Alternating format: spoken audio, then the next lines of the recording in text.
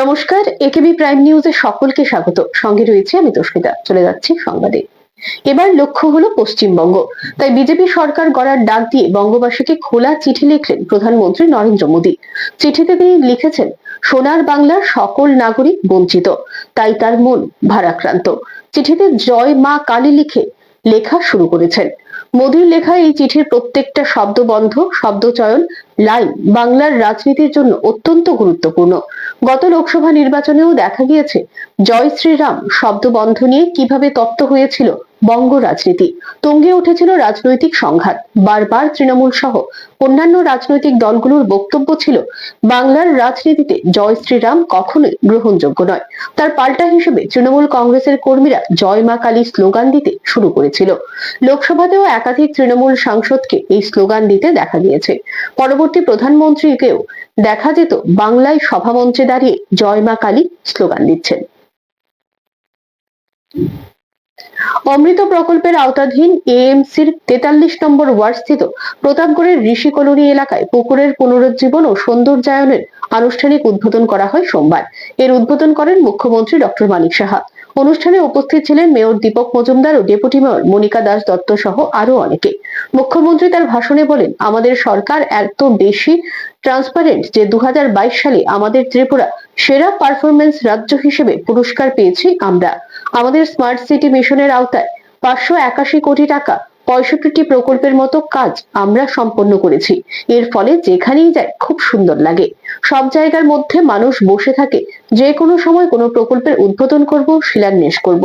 আমাদের গৃহমন্ত্রী বলছেন যে ইভিএম এ কিন্তু রেজাল্ট তখনই আসবে যখন আমরা ঠিকভাবে কাজ করব বলে তিনি জানান। এত বেশি ট্রান্সপারেন্ট যে কারণে 2022 সালে আমাদের ত্রিপুরা সেরা পারফরমেন্স রাজ্য হিসাবে আমাদের পুরস্কার কিন্তু আমরা পেয়েছি বন্ধুরা। আমাদের স্মার্ট সিটি মিশনের আওতায় 581 কোটি টাকা আমরা 65টির মতো প্রকল্প আমরা কাজ অলরেডি সম্পন্ন করেছি। এর মধ্যে ইন্টিগ্রেটেড কমান্ড সেন্টার, যেটা আমি একটু আগে বললাম, উজ্জয়ন্ত প্যালেস সংস্কার, এমবিবি লেকের নতুন করে সাজানো সংস্কার। আর যেখানে যাই এত সুন্দর লাগে, মানে আমি এখন আবার যাব আরেক জায়গায়, তো সব জায়গার মধ্যে মানুষ বসে থাকে কবে কোন প্রকল্প উদ্বোধন করব, ফাউন্ডেশন লে করব। ঘুম থেকে উঠে যেটা আমাদের গৃহমন্ত্রীজি বলছেন যে ইভিএম এ কিন্তু রেজাল্ট তখনই আসবে যদি আমরা যেভাবে কাজ করি, সেই কারণেই কিন্তু সেই রেজাল্টটা আসবে। সিওয়েজ ট্রিটমেন্ট প্ল্যান, এখানে প্রতিদিন 8 মিলিয়ন লিটার ক্ষমতা সম্পন্ন sewage treatment plant. Tripura real estate regulatory authority already 210টি প্রকল্প অলরেডি রেজিস্টার হয়েছে। 37টির মধ্যে 34টির অলরেডি সমাধান হয়ে গেছে। আমাদের 2022 সালে মোস্ট ক্লিন স্টেট হিসাবে আমাদের রাজ্য কিন্তু সেই সম্মান পেয়েছে, কারণ আমাদের প্রায় 334টি ওয়ার্ড আছে। বাড়ি বাড়ি গিয়ে আমাদের যে মেয়েরা আছেন তারা প্রায় 100% বাড়ির থেকে যে বজ্র পদার্থ সেগুলো সফলতার সাথে তারা গ্রহণ করছে। এগুলো কিন্তু আমাদের সবাই হেল্প করতে হবে, অনেক জায়গার মধ্যে খামতি আছে। এশিয়ান ডেভেলপমেন্ট ব্যাংকের সহায়তা কিছুদিন আগে ওনারা এসেছিলেন, আমার সাথে ওনারা বসেছেন। ওনারা এত খুশি যে এডিবি ফান্ডে আমরা যেভাবে কাজ করছি, এত খরচ করছি এবং অত্যন্ত ট্রান্সপারেন্টের মাধ্যমে। উত্তর পূর্বাঞ্চলের সংগঠনকে আরো শক্তিশালী ও গতিশীল করে তুলতে গৌহাটিতে অনুষ্ঠিত হলো ভারতীয় জনতা পার্টির উত্তর পূর্বাঞ্চলীয় প্রশিক্ষণ মহাভিযান 2026 কর্মশালা। এতে অংশগ্রহণ করেন রাজ্যের একাধিক মন্ত্রী, বিধায়ক ও দলীয় পদাধিকারীরা। এই কর্মশালায় উপস্থিত ছিলেন মন্ত্রী সুধাংশু দাস, টিঙ্কু রায়, প্রণজিৎ সিংহ রায়, কিশোর বর্মন, প্রদেশ সভাপতি ও রাজ্যসভার সাংসদ রাজীব ভট্টাচার্য, বিধায়ক রামপদ জমাতিয়া ও ভগবান দাস সহ অন্যান্য নেতৃত্ব। কর্মশালায় মূলত সংগঠনের আদর্শ, কর্মপদ্ধতি এবং ভবিষ্যৎ কর্ম পরিকল্পনা নিয়ে বিশদ আলোচনা হয়। উত্তর পূর্বাঞ্চলে সংগঠনকে আরো সুসংগঠিত ও কার্যকর করে তোলার লক্ষ্যে মত বিনিময় ও দিক নির্দেশনামূলক পরামর্শ প্রদান করা হয়। প্রদেশ সভাপতি রাজীব ভট্টাচার্য জানান, এই প্রশিক্ষণ কর্মসূচির লক্ষ্য হলো উত্তর পূর্বাঞ্চলের দলকে আরো গতিশীল ও দৃঢ় ভিত্তির উপর দাঁড় করানো। তিনি উল্লেখ করেন, শক্তিশালী সাংগঠনিক কাঠামো, সুপরিকল্পিত কর্মসূচি এবং নিবেদিত প্রাণ কর্মীদের সম্মিলিত প্রচেষ্টার মাধ্যমে ভবিষ্যতের লক্ষ্য পূরণে দল আরো এগিয়ে যাচ্ছে। এখন সময় বিজ্ঞাপনের জন্য ছোট্ট একটি বিরতি, সঙ্গে থাকুন।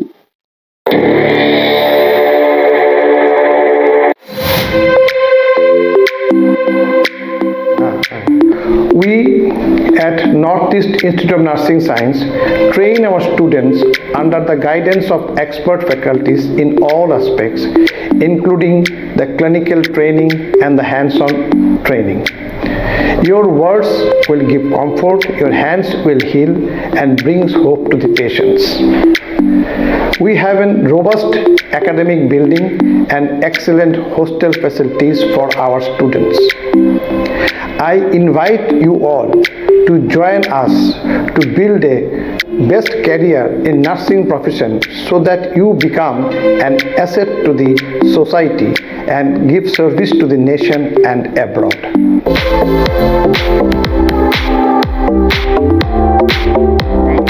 Our model life and hospital training give us real clinical confidence. Thank you.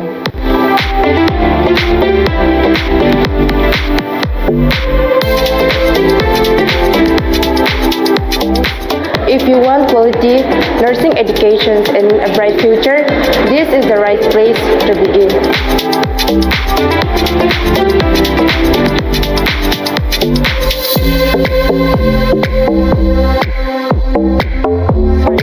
Students from different states studies together like one family. Thank you.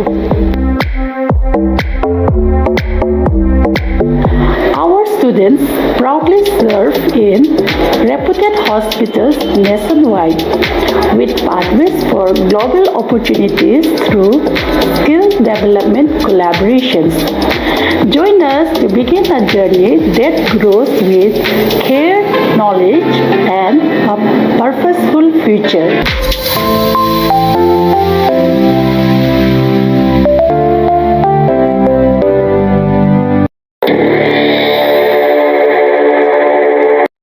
বিরতির পর ফিরে এলাম সংবাদে। মুকুল রায়ের প্রয়াণে শোকস্তব্ধ প্রধানমন্ত্রী নরেন্দ্র মোদী। সোমবার সকালে নিজের এক্স হ্যান্ডেলে শোক জ্ঞাপন করেন তিনি। সামাজিক মাধ্যমে বাংলা ও ইংরেজিতে দুটো পোস্ট করে তিনি লেখেন, মুকুল রায়ের প্রতি আন্তরিক সমবেদনা জ্ঞাপন করেছেন। প্রাক্তন কেন্দ্রীয় মন্ত্রী মুকুল রায়জির প্রয়াণে আমি শোকাহত। তার রাজনৈতিক অভিজ্ঞতা ও সমাজ সেবামূলক প্রচেষ্টা স্মরণীয় হয়ে থাকবে। তার পরিবার ও সমর্থকদের প্রতি সমবেদনা জানাই। ওম শান্তি। পরিবার সূত্রে খবর, গত কয়েক মাস ধরে তার শারীরিক অবস্থা খারাপ ছিল। মাঝে মধ্যে হাসপাতালে ভর্তি করতে হচ্ছিল প্রবীণ এই রাজনীতিককে। শেষবার নিউ টাউনের একটি হাসপাতালে চিকিৎসা চলছিল তার, কিন্তু সোমবার সেখানেই শেষ নিঃশ্বাস ত্যাগ করেন তিনি। পারস্পরিক শ্রদ্ধা, অভিন্ন স্বার্থের ভিত্তিতে বাংলাদেশের নতুন সরকারের সঙ্গে দ্বিপাক্ষিক সম্পর্ক এগিয়ে নিয়ে যেতে আগ্রহী ভারত। ঢাকায় বিদেশ মন্ত্রকে বাংলাদেশের বিদেশ মন্ত্রী ডক্টর খলিলুর রহমান ও বিদেশ প্রতিমন্ত্রী শামা উবায়েদ ইসলামের সঙ্গে সৌজন্য সাক্ষাৎ শেষে একথা জানালেন বাংলাদেশে নিযুক্ত ভারতের হাই কমিশনার প্রণয় বর্মা। ঢাকায় বিদেশ মন্ত্রকে বাংলাদেশের বিদেশ মন্ত্রী ডক্টর খলিলুর রহমান ও বিদেশ প্রতিমন্ত্রী শামা উবায়েদ ইসলামের সঙ্গে রবিবার সৌজন্য সাক্ষাৎ করেন বাংলাদেশে নিযুক্ত ভারতের হাই কমিশনার প্রণয় বর্মা। বৈঠক শেষে তিনি জানালেন, পারস্পরিক শ্রদ্ধা, অভিন্ন স্বার্থের ভিত্তিতে বাংলাদেশের নতুন সরকারের সঙ্গে দ্বিপাক্ষিক সম্পর্ক এগিয়ে নিয়ে যেতে আগ্রহী ভারত। তিনি বলেন, সৌজন্য সাক্ষাৎ হলেও দ্বিপাক্ষিক সম্পর্কের ভবিষ্যৎ নিয়ে গুরুত্বপূর্ণ আলোচনা হয়েছে। এই উচ্চ পর্যায়ের বৈঠকে বাংলাদেশ ভারতের ঐতিহাসিক সম্পর্কের ভিত্তিতে বহুমাত্রিক সম্পর্ক আরো শক্তিশালী করার আগ্রহ প্রকাশ করা হয়েছে। পাশাপাশি একটি গণতান্ত্রিক, প্রগতিশীল ও অন্তর্ভুক্তিমূলক বাংলাদেশ গঠনে ভারতের সমর্থনের বিষয়টিও তুলে ধরা হয়েছে। তিনি আরো বলেন, নতুন সরকারের সঙ্গে সম্পৃক্ত হয়ে ইতিবাচক, গঠনমূলক ও অগ্রসর চিন্তার ভিত্তিতে সব ক্ষেত্রে জনগণ কেন্দ্রিক সহযোগিতা জোরদার করতে ভারত আশাবাদী। প্রণয় বর্মা বলেন, ভারত সবসময়ই দূরদর্শী ও জনকেন্দ্রিক সহযোগিতা ও জোরদারের পক্ষে। জনগণের মধ্যে যোগাযোগ ও বিনিময় দ্বিপক্ষীয় সম্পর্কের একটি গুরুত্বপূর্ণ ভিত্তি। ইতিবাচক, গঠনমূলক ও ভবিষ্যৎমুখী দৃষ্টিভঙ্গিতে দুই দেশ একসঙ্গে কাজ করবে এমন প্রত্যাশা ব্যক্ত করেন তিনি। প্রণয় বর্মা বলেন, পারস্পরিক সুবিধা ও অভিন্ন স্বার্থের ভিত্তিতে ভারত বাংলাদেশের সঙ্গে কাজ করতে চায়। নতুন সরকারের সঙ্গে সম্পৃক্ততা বাড়াতেও ভারত আগ্রহী বলে জানান তিনি। It was more in the nature of a courtesy meeting, an initial exchange of views. You would have seen the recent and inclusive Bangladesh. In my meeting today also, I basically conveyed the same sentiments. I reiterated our position that we look forward to engaging with the new government in Bangladesh, that we want to strengthen our people-centric cooperation in all domains, working together in a positive, constructive and forward-looking manner, and based on our mutual benefit and mutual interest. So that was the conversation that we had. Bureau report, AKB TV. একসময় দুদেশের মধ্যে যে দূরত্ব ছিল তা এখন ধীরে ধীরে মিটছে, তাই আমরা স্বাভাবিক হচ্ছে ভারত বাংলাদেশের সম্পর্ক। বলা যায় প্রায় 2 মাস পর স্বাভাবিক হচ্ছে ভিসা পরিষেবা। গত বছরের ডিসেম্বর মাস থেকে দুদেশের মধ্যে ভিসা স্থগিত করে দেওয়া হয়েছিল। অতি সম্প্রতি বাংলাদেশে তারেক রহমানের নেতৃত্বে বিএনপি সরকার ক্ষমতায় আসতেই আবার দুদেশের মধ্যে বরফ গলে সম্পর্ক স্বাভাবিক হচ্ছে। জানা গেছে সোমবার থেকেই ফের সব ক্যাটাগরির ভিসা দেওয়া শুরু করেছে দিল্লিস্থিত বাংলাদেশ দূতাবাস। একই সঙ্গে পরিষেবা স্বাভাবিক হচ্ছে কলকাতা, শিলিগুড়ি, গুয়াহাটি ও মুম্বাইয়ের মিশনগুলোতে। এর ফলে ভারতীয়দের বাংলাদেশে যেতে কোনো বাধা বা সমস্যা থাকবে না। এদিকে বন্ধুত্বের হাত বাড়িয়ে ভারতও তারা বাংলাদেশিদের জন্য ভিসা পরিষেবা চালু করছে। মেডিকেল, স্টুডেন্ট ভিসা ছাড়া এবার পর্যটন ভিসাও পাওয়া যাবে। বিদেশ মন্ত্রক সূত্রে খবর, বর্তমানে বাংলাদেশের মেডিকেল ও ডবল এন্ট্রি ভিসা দেওয়া হয়। সোমবার থেকে পশ্চিমবঙ্গ রাজ্যের SIR এর কাজ শুরু হয়েছে বিচার বিভাগের তদারকিতে। এদিন থেকে নথি যাচাই ও নিষ্পত্তি প্রক্রিয়া শুরু হয়। গতকাল অর্থাৎ রবিবার নির্বাচন কমিশনের সঙ্গে বৈঠক হয় প্রধান বিচারপতির। সেখানে উপস্থিত ছিলেন রাজ্যের মুখ্য সচিব, DGP সহ আরো অনেকে। ভার্চুয়াল বৈঠকে বিচারকদের দায়িত্ব বুঝিয়ে দেওয়া হয়। পাশাপাশি বিচারকদের বলে দেওয়া হয় কোন কোন নথি আর কি কি নথি গ্রহণযোগ্য। নির্বাচন কমিশনের বিজ্ঞপ্তিতে যে যে নথির কথা বলা হয়েছে তার তালিকাও দেওয়া হয়েছে। এছাড়াও SIR মামলায় সুপ্রিম কোর্টের কি কি নির্দেশ রয়েছে তা বিচারকদের জানানো হয়েছে। আগামী 25শে ফেব্রুয়ারি থেকে শুরু হবে ত্রিপুরা মধ্যশিক্ষা পর্ষদ পরিচালিত এবছরের উচ্চ মাধ্যমিক পরীক্ষা। এরপর দিন অর্থাৎ 26শে ফেব্রুয়ারি থেকে শুরু হবে মাধ্যমিক পরীক্ষা। এর পাশাপাশি এবছর থেকে ত্রিপুরা মধ্যশিক্ষা পর্ষদের পরীক্ষার উত্তরপত্র মূল্যায়নের ক্ষেত্রে শিক্ষক শিক্ষিকাদের পারিশ্রমিক বাড়ানোর বিষয়ে গঠন করা হবে কমিটি। সোমবার ত্রিপুরা মধ্যশিক্ষা পর্ষদ ভবনে আয়োজিত এক সাংবাদিক সম্মেলনের মাধ্যমে এ কথা জানালেন পর্ষদ সভাপতি ডক্টর ধনঞ্জয় গণচৌধুরী। তিনি জানান, আগামী 25শে ফেব্রুয়ারি বুধবার থেকে শুরু হবে এবছরের মাধ্যমিক ও উচ্চ মাধ্যমিক পরীক্ষা। এবার মাধ্যমিক পরীক্ষা দেবে মোট 32,004 জন। এর মধ্যে ছাত্র হলো 14,629 জন ও ছাত্রীর সংখ্যা 17,375 জন। বরাবরই যা হয় যে আমাদের এখানে ছেলেদের চেয়ে মেয়েরা একটু এগিয়ে থাকে। মাধ্যমিক পরীক্ষায় মোট সেন্টার থাকবে 69টি, আর উচ্চ মাধ্যমিক পরীক্ষায় মোট পরীক্ষার্থীর সংখ্যা 26,411 জন। এর মধ্যে ছাত্রের সংখ্যা 12,246 জন আর ছাত্রীর সংখ্যা 14,164 জন বলে তিনি জানান। মধ্যশিক্ষা পর্ষদের মাধ্যমিক এবং দ্বাদশের পরীক্ষা শুরু হচ্ছে এই 2 দিন পরেই, মানে আগামী বুধবার থেকে শুরু হবে, পরশুদিন। দ্বাদশের পরীক্ষা শুরু হবে 25 তারিখ থেকে, আর মাধ্যমিকের শুরু হবে 26শে ফেব্রুয়ারি থেকে। এবার মাধ্যমিক পরীক্ষায় ত্রিপুরা বোর্ডে মোট পরীক্ষা দেবে 32,004 জন ছেলে মেয়ে। তার মধ্যে ছেলের সংখ্যা 14,629 জন আর ছাত্রী পরীক্ষা দেবে 17,375 জন। বরাবরই যা হয় আমাদের এখানে ছেলেদের চেয়ে মেয়েরা একটু এগিয়েই থাকে। আর মাদ্রাসা আলিম পরীক্ষা দেবে 155 জন। এই 155-র মধ্যে ছেলেদের সংখ্যা 129, মেয়েদের সংখ্যা 26। মাধ্যমিক পরীক্ষায় আমাদের মোট সেন্টার থাকবে 69টা, আর মাধ্যমিক পরীক্ষায় ভেন্যু সেন্টারের অধীনে কয়েকটা ভেন্যু থাকে। মাধ্যমিকের সেন্টার হচ্ছে 69, ভেন্যুর সংখ্যা হচ্ছে 145, 145টা।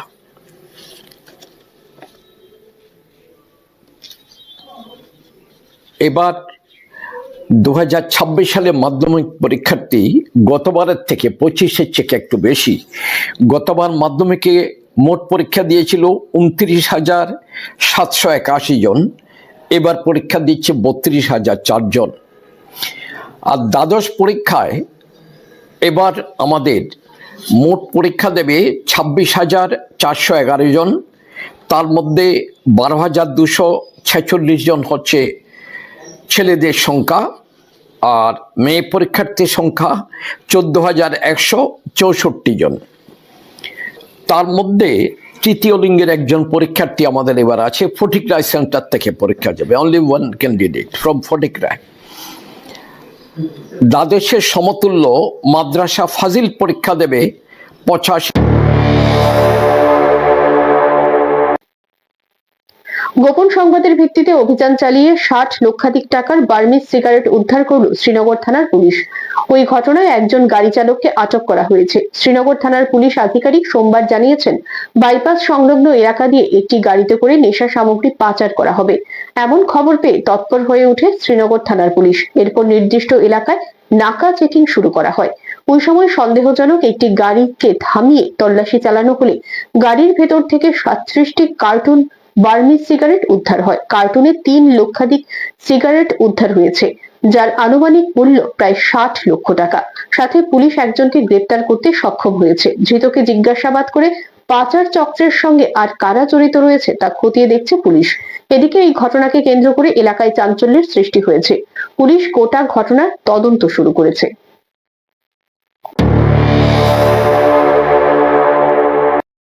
আজকে আমরা গোপন খবরের ভিত্তিতে আমরা মলয়নগর বাইপাসে ভেহিকেল চেকিং করি এবং ভেহিকেল চেকিং করার সময় একটা গাড়িতে আমরা কিছু বার্মিজ সিগারেট পাই, মানে টোটাল 37 কার্টুন এবং সিগারেট টোটাল হচ্ছে 3,70,000 সিগারেট। এইগুলি আমরা নিয়ম অনুযায়ী সিজ করি উইটনেসের সামনে এবং গাড়িও সিজ করি, গাড়ি সিজ করে থানায় নিয়ে আসি এবং এগুলি বাজার মূল্য অনুমান 50-60 লক্ষ হবে। আর এগুলি নিয়ম অনুযায়ী আমরা সকালে আমরা হ্যান্ড ওভার করবো। কই থেকে আইতে আসলে এবং কোথায় যাইতে আসলে কিছু? গাড়িটা আমরা খয়ারপুর দিক থেকে আইতেছিল আর ইয়ার দিকে যাইতেছিল আমতুলির দিকে। এর মধ্যে কাউকে আটক করা হয়েছে? একজন ড্রাইভার আমরা পাইছি, ড্রাইভার বলে তারা জানে না কিছু, তবু আমরা ড্রাইভারে আমরা অ্যারেস্ট করছি আর এই মালগুলি আমরা সিজ করছি।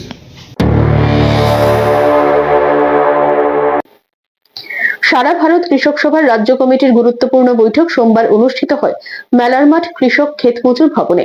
এদিনের এই বৈঠক থেকে রাজ্যের বিভিন্ন কর্মসূচির ঘোষণা দিলেন সারা ভারত কৃষক সভার রাজ্য সম্পাদক পবিত্র কর। সারা ভারত কৃষক সভার রাজ্য সম্মেলনে এদিন উপস্থিত ছিলেন সারা ভারত কৃষক সভার সর্বভারতীয় সভাপতি অশোক দাওয়ালে। তিনি দেশের বর্তমান কৃষি ব্যবস্থা নিয়ে বিস্তারিত আলোচনা করেন এবং জানান, আসছে 24শে ফেব্রুয়ারি হরিয়ানায় কুরুক্ষেত্রে সারা ভারত কৃষক সভার গুরুত্বপূর্ণ বৈঠক অনুষ্ঠিত হতে চলেছে, যেখানে কেন্দ্রীয় সরকারের নীতির উপর আলোচনা ক্রমে পরবর্তী সিদ্ধান্ত নেওয়া হবে। ये 12 फरवरी का अखिल भारतीय हड़ताल ये बहुत ही कामयाबी के साथ करोड़ों लोग उसके अंदर शरीक हुए। इससे इन्होंने सबक लेना चाहिए और अगर मोदी सरकार इससे भी सबक नहीं लेती होगी तो कल के दिन 24 फरवरी को हरियाणा के कुरुक्षेत्र नाम के गांव में एक संयुक्त किसान मोर्चा का राष्ट्रीय मीटिंग ये वहां पर होगा। हम लोग सब अभी आज मैं त्रिपुरा से दिल्ली जा रहा हूँ और हम लोग सब आनंद मोल्ला, कृष्ण प्रसाद जी, विजू कृष्णन, मैं, हम लोग सब जाएंगे वहाँ कुरुक्षेत्र में हरियाणा में, जिसमें संयुक्त किसान मोर्चा के सभी मुख्य नेता वहाँ इकट्ठा होंगे और वहाँ पर इस पूरे मोदी सरकार के ये सरेंडर के सामने किस प्रकार का विरोध करना है ये कल की मीटिंग में कुरुक्षेत्र के अंदर वो तय होगा। আবারও সময় বিজ্ঞাপনের জন্য ছোট্ট একটি বিরতি, সঙ্গে থাকুন।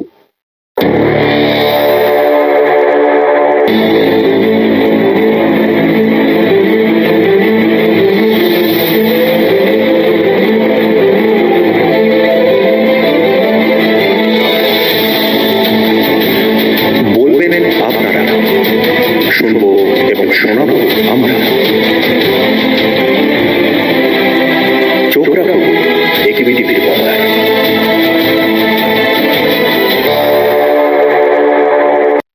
বিরতির পর ফিরে এলাম সংবাদে।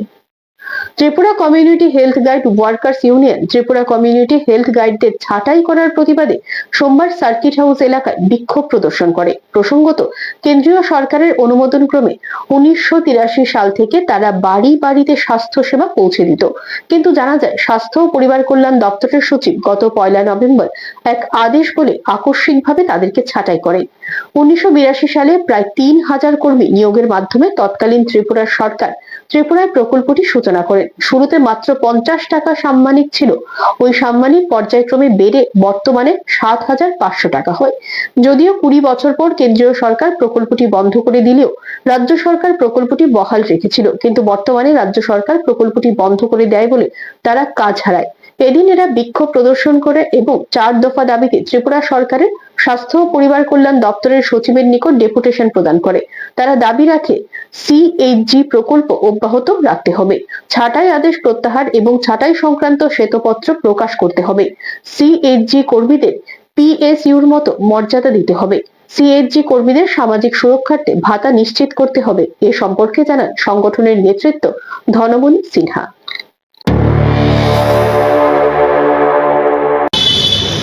1983 ইংরেজিতে ত্রিপুরা রাজ্যে এই সিএইচজি গাইড কর্মী নিয়োগ করা হয়েছিল। ত্রিপুরা রাজ্যের তৎকালীন সরকার নিয়োগ করেছিল। তখন প্রায় 3000 কর্মী, প্রত্যেকটা গ্রামে প্রতি 1000 গ্রামের পঞ্চায়েতে, প্রত্যেক পঞ্চায়েতে প্রতি 1000 একজন এবং পাহাড়ে প্রতি 7 জনের একজন সিএইচজি কর্মী নিয়োগ করা হয়েছিল। তাদের কাজ ছিল প্রত্যেক বাড়িতে বাড়িতে স্বাস্থ্য পরিষেবা পৌঁছে দেওয়া। স্বাস্থ্য কেন্দ্র থেকে তারা ভিটামিন ওষুধ, রোগের ওষুধ, বিভিন্ন ধরনের নানা গভর্নমেন্টের যা প্রকল্প ছিল সেইগুলি তারা নিয়ে বাড়ি বাড়ি তারা দিয়ে দিত। কিন্তু এটা 1983 ইংরেজি থেকে 2026 পর্যন্ত চালু ছিল। কিন্তু 2025-এর 1 নভেম্বর কোনো কথাবার্তা না বলে, কোনো ব্যাপার আলোচনা না করে সরকার হঠাৎ করে সিদ্ধান্ত নিয়েছেন যে সিএইচজি কর্মীদেরকে তাদেরকে ডিসকন্টিনিউড করো। এই আদেশ আমাদের হাতে আছে, আপনারা নিয়ে যাবেন। এখানে আমাদের বক্তব্য হলো, একটা মানুষ 40-42 বছর চাকরি করলো, এখানে স্বাস্থ্য পরিষেবা করলো, তাদেরকে কিছু বললোই না, তাদের কোনো সামাজিক সুরক্ষার ব্যবস্থা করলো না, অন্যান্য পিএসসির মতো তাদেরকে কোনো ভাতার ব্যবস্থাও করলো না। হঠাৎ করে অন্ধকার রাতে তাদের কর্মী থেকে তাদেরকে ছাঁটাই করে দিয়ে ওই সমস্ত পরিবারগুলি এখন না খেয়ে মরার উপক্রম হয়েছে। তাহলে সরকার এটা অমানবিক দৃষ্টিভঙ্গিতেই করেছেন। আমাদের সেখানে দাবি যে এই যে প্রকল্পটা এই সরকার গুটিয়ে নেওয়ার জন্য চেষ্টা করছে, তাই সেখানে আমাদের প্রথম দাবি হচ্ছে এই প্রকল্পকে চালু রাখতে হবে। এই রাজ্যের মানুষের স্বাস্থ্য পরিষেবা তাদের মাধ্যমে পৌঁছে দিতে হবে এবং যেখানে গরিব মানুষ যারা দূর দূরান্তে যেতে পারেন না, স্বাস্থ্যকেন্দ্রে যেতে পারেন না, তাদের বাড়িতে যেন এই ওষুধগুলি পৌঁছায়, তার জন্য এই প্রকল্পকে চালু। গান্ধীগ্রাম উচ্চ মাধ্যমিক বিদ্যালয়ে চুরির ঘটনায় চাঞ্চল্য ছড়িয়েছে এলাকায়। সোমবার সকালে বিদ্যালয়ের প্রাত বিভাগের প্রধান শিক্ষক স্কুলে এসে দেখতে পান একটি কক্ষের আলমারির তালা ভাঙা অবস্থায় পড়ে রয়েছে। বিষয়টি বুঝতে পেরে তিনি সঙ্গে সঙ্গে অন্যান্য শিক্ষক ও কর্মীদের খবর দেন। এরপর বিদ্যালয়ের বিভিন্ন কক্ষ পরিদর্শন করে দেখা যায় একাধিক কক্ষের দরজা ও আলমারির তালা ভাঙা হয়েছে। ঘটনায় আতঙ্ক ছড়িয়ে পড়ে শিক্ষক, শিক্ষিকা ও শিক্ষার্থীদের মধ্যে। বিদ্যালয় সূত্রে দাবি, দুষ্কৃতীরা বিদ্যালয় থেকে একটি ল্যাপটপ এবং সিসিটিভি ক্যামেরার হার্ড ডিস্ক নিয়ে পালিয়েছে। ফলে ঘটনার সঠিক চিত্র পাওয়া কঠিন হয়ে পড়েছে। ঘটনার খবর পেয়ে পুলিশ ঘটনাস্থলে পৌঁছে তদন্ত শুরু করেছে। কিভাবে চোরেরা বিদ্যালয়ে প্রবেশ করলো এবং চুরির সঙ্গে কারা জড়িত তা খতিয়ে দেখা হচ্ছে। এই ঘটনায় এলাকাবাসীর মধ্যেও ক্ষোভের সঞ্চার হয়েছে। বিদ্যালয়ের নিরাপত্তা জোরদার করার দাবি উঠেছে বিভিন্ন মহল থেকে। বিদ্যালয়ের প্রধান শিক্ষক এই চুরির বিষয়ে অবগত করে বিদ্যালয়ে চুরি বন্ধের দাবি জানিয়েছে। পুরো স্কুলটা খুব সিকিউর ছিল, এটার কলাপসিবল গেট 3 দিকে আছে। এর একদিকের কলাপসিবল গেটের খুব বড় তালা ছিল, লিঙ্কের খুব বড় তালা ছিল, সেই তালা ভেঙে ফেলেছে। আমাদের স্কুলে সিসিটিভি ক্যামেরা আছে, বাট সিসিটিভি ক্যামেরার যেদিক দিয়ে ঢুকেছে সেই ক্যামেরা উল্টানো আছে, ভিতরে অনেক ক্যামেরার তার ছেঁড়া আছে। আর সবচেয়ে বড় যে জিনিসটা, সিসিটিভির যে মেইন স্টোরেজটা সেটা নেই, সেটা খুলে নিয়ে গেছে। পুরো সিস্টেমটা, সিসিটিভির সিস্টেমটা খুলে নিয়ে গেছে। তো আমরা বুঝতেই পারছি না যে সিসিটিভিতে কী রেকর্ড হয়েছে, কিছুই আমাদের কাছে এই মুহূর্তে নেই। তো আমরা বাকি যে জিনিসপত্রগুলি আছে সেগুলি খোঁজ করব, খোঁজ করে আমরা যথারীতি অফিসিয়ালি আমাদের এয়ারপোর্ট পিএসকে আমরা জিডি এন্ট্রি করব। আর আমাদের ডিপার্টমেন্টকে অলরেডি আমি আমার ডিউ স্যারকে ফোনে জানিয়েছি, আমরা রিটেন ডিউ স্যারকে বিকালের মধ্যে আমরা জানাবো। তো এটাই আমাদের আপনাদের কাছে আমাদের অনুরোধ, আপনারা এই ব্যাপারটা একটু দেখবেন, যাতে করে এইভাবে আমরা শুধু আমাদের গ্রাম এইচএসসি স্কুল নয়, আমরা অবগত আছি যে আমাদের আশেপাশের অনেকগুলি স্কুল ইতিমধ্যে চুরি হচ্ছে, প্রায় প্রতিদিন এটাই হচ্ছে। সোমবার ঊনকোটি জেলার কৈলাসহরের গৌরনগর আরডি ব্লক অফিস পরিদর্শনে আসেন পূর্ব ত্রিপুরা লোকসভা আসনের সাংসদ কৃতি সিং দেববর্মন। সেখানে ব্লকের বিডিও নবারুণ চক্রবর্তী, পঞ্চায়েত সমিতির চেয়ারম্যান ও ভাইস চেয়ারম্যান সহ অন্যান্য পঞ্চায়েত সদস্যদের নিয়ে পঞ্চায়েত সমিতির হল ঘরে এক আলোচনা সভায় অংশ নেন সাংসদ। সভায় বিভিন্ন উন্নয়নমূলক প্রকল্প, চলমান কাজের অগ্রগতি এবং ভবিষ্যৎ পরিকল্পনা নিয়ে বিস্তারিত পর্যালোচনা করা হয়। আলোচনা শেষে সাংসদ কৃতি সিং দেববর্মন বলেন, মূলত বিভিন্ন উন্নয়নমূলক প্রকল্প নিয়ে আলোচনা করেছেন। বর্তমানে কি কি কাজ চলছে এবং আর কি কি করা যেতে পারে তা পর্যালোচনা করা হয়েছে। বেশ কিছু কাজ এখনো বকেয়া রয়েছে। আশা করছি এবছর যদি বাজেট কিছুটা বাড়ানো হয় তাহলে সেই বকেয়া কাজগুলো দ্রুত সম্পন্ন করা যাবে এবং এলাকার সামগ্রিক উন্নয়ন ও অগ্রগতি নিশ্চিত করা সম্ভব হবে।